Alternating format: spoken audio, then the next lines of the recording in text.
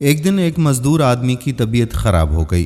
وہ گھر میں سویا ہوا تھا کہ بیوی کہنے لگی کہ میں تو کہتی ہوں کہ جا کر دوائی لے کر آئیں ڈاکٹر سے، کب تک یوں ہی پڑے رہیں گے؟ شوہر کہنے لگا کہ کیسے جاؤں، جیب میں 1 روپیہ تک نہیں ہے۔ بیوی نے کہا تو آپ اپنے سیٹھ کو بولیں، وہ کسی کے ہاتھ کچھ پیسے بھیج دیں۔ شوہر کہنے لگا کہ سیٹھ کو کیسے بولوں، نہ تو اس نے فون کر کے وجہ پوچھی ہے اور نہ میں نے اسے بتایا ہے، ایک تو میرے موبائل کم وقت میں بیلنس بھی نہیں ہوتا جو کال کر سکوں، اور اسے مس کال دینا اچھا نہیں لگ رہا۔ وہ کہنے لگی کہ آپ ایسا کریں کہ فاطمہ کو بھیج دیں، سیٹھ کی دکان فاطمہ نے دیکھی ہوئی ہے، اسے ویسے بھی پتا ہے آپ کے سیٹھ کی دکان کا۔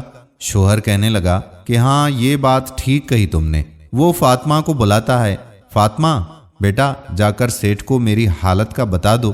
بچی باپ کے کہنے پر سیٹھ کی دکان پر پہنچ گئی اور سلام کیا۔ کہنے لگی کہ انکل میرے ابو کو بہت تیز بخار ہے، اس لیے وہ دکان پر نہیں آ سکتے۔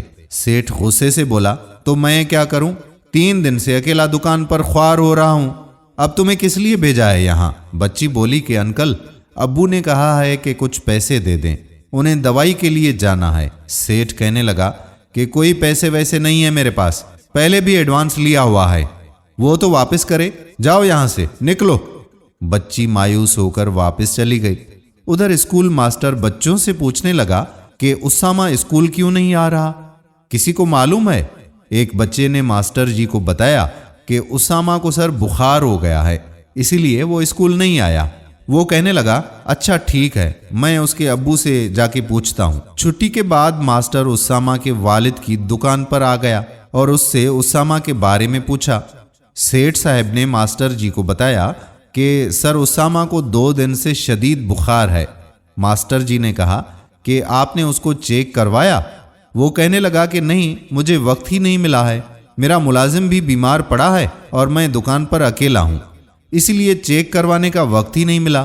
ماسٹر جی نے کہا کہ آپ کو وقت نکالنا چاہیے جناب، آج کل ڈینگی بخار پھیلا ہوا ہے، اسامہ کے پیپرز بھی قریب ہیں، اگر وہ ٹھیک نہ ہوا تو پیپرز کیسے دے گا؟ وہ کہنے لگا ٹھیک ہے ماسٹر صاحب، میں آج ہی اس کو چیک کرواؤں گا۔ سیٹھ دکان بند کر کے گھر نکل گیا، اپنے بیٹے کو ہسپتال لے کر گیا۔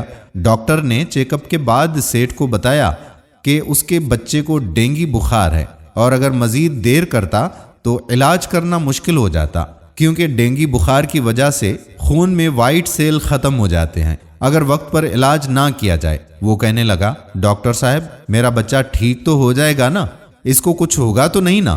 ڈاکٹر کہنے لگا کہ نہیں، اللہ بہتر کرے گا، یہ خطرے سے باہر ہے، لیکن ایسے بخار میں زیادہ دیر کرنی نہیں چاہیے، فوراً علاج کروانا ضروری ہوتا ہے۔ سیٹھ کو جب بچے کی تسلی ملی تو اللہ کا شکریہ ادا کیا۔ اتنے میں سیٹھ کو اپنے ملازم کا خیال آ گیا کہ کہیں اس کو بھی ڈینگی نہ ہو گیا ہو، اس کے پاس تو علاج کے لیے پیسے بھی نہیں تھے، وہ بیچارہ علاج کیسے کروائے گا؟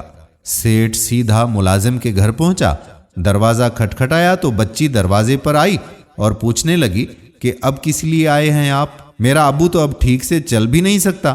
سیٹھ کہنے لگا بیٹا میں تمہارے ابو کو ہسپتال لے جانے کے لیے آیا ہوں۔ بچی سیٹھ کو اندر لے کر آ گئی۔